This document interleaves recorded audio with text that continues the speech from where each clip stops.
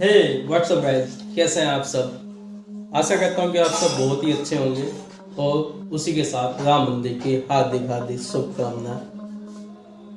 हम अपनी कहानी में आगे चलें उससे पहले आपसे रिक्वेस्ट है कि चैनल को सब्सक्राइब कर दें, लाइक करें और शेयर करें। तो आज की हमारी कहानी है एक लड़की की जो कि 11वीं क्लास में पढ़ती है और अपनी फ्रेंड के बर्थडे में सेलिब्रेट करने के लिए घर से बाहर 1 किलोमीटर दूर मार्केट में जाती है।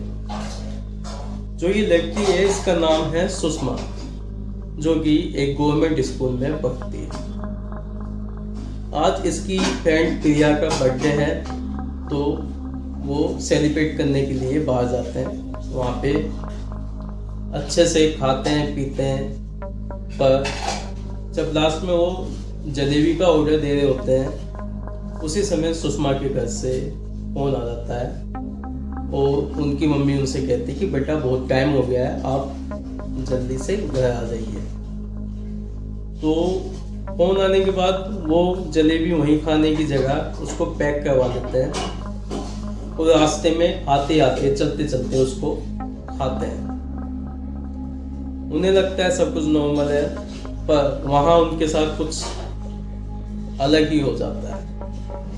उन्हें उस समय उस चीज़ का पता नहीं चलता, पर घर आने के बाद जो सुषमा है उसका व्यवहार ऑटोमेटिक चेंज सा होने लगता है।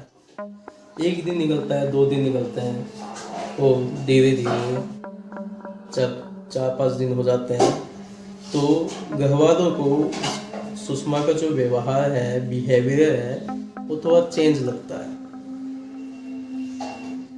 उसी रात करीबन रात के 12:15 12:30 के आसपास का टाइम होता है। सुषमा अपने कमरे के अंदर बैठी बैठी रोती है। जब घर वाले उसकी आवाज़ सुनते हैं तो सुषमा के कमरे में जाते हैं। वहाँ क्या देखते हैं कि सुषमा शीशे के आगे बैठी है और जोर जोर से रो रही है। घर वाले ये सब देख के हैरान हो जाते हैं।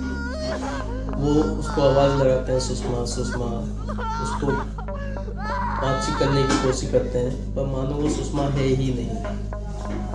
घर वाले जब उससे पूछते हैं, काफ़ी देर हो जाती है, तो वो बोलती है कि मैं सुषमा नहीं हूँ।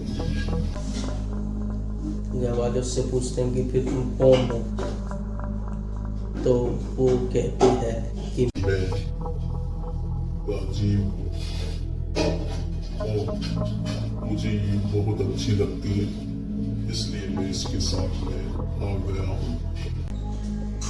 घर वाले जब पूछते हैं कि तुम कहाँ से आ गए हो, कैसे आ गए हो, तो वो बताता है कि अभी 5 दिन पहले जब ये बर्थडे सेलिब्रेट करके वहाँ से निकल रहे थे तो ये जलेबी खाती हुई आ रही थी।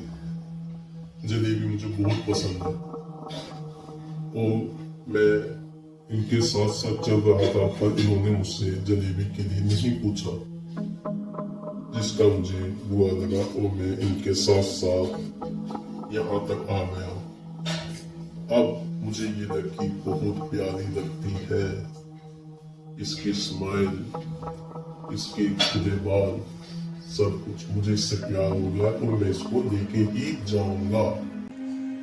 घर वाले ये सब सुनकर बिल्कुल डर जाते हैं, बिल्कुल। वो सीधे पास के एक मंदिर पे जाते हैं और पुजारी जी से इस बारे में बताते हैं। इसको मंदिर ले जाते हैं और पूजा करवाते हैं।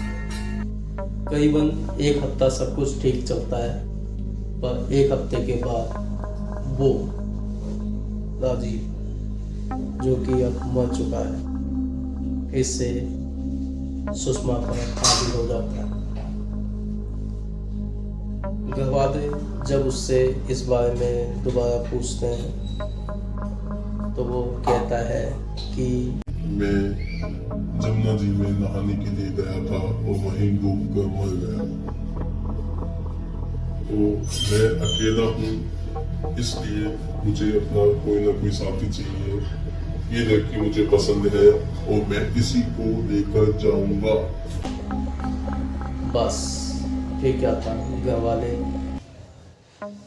खास करके उनकी मम्मी सुषमा की वो जोर जोर से रोने लगती हैं और भगवान से प्रार्थना करती हैं कि भगवान प्लीज़ मेरी बच्ची को बचा दो।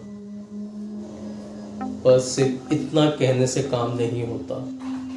किसी ने उनको सलाह दी कि आप सुषमा को बालाजी ले जाइए, वहाँ पे अच्छे से अच्छे भूत भाग जाते हैं। इन्होंने अगली ही सुबह सीधा बालाजी के लिए एक प्राइवेट कार बुक की और सुषमा को वहाँ ले गए। वहाँ ले जाने के बाद बालाजी मंदिर में दर्शन करवाए। जो वहाँ के महंत होते हैं उनसे इस बारे में चर्चा की और पूजा अर्चना करवाई। तब जाकर कहीं सुषमा आज अपना सीधा साधा जीवन जी रही है। दोस्तों, हमें पता नहीं होता कि कब हमारे साथ क्या हो जाए।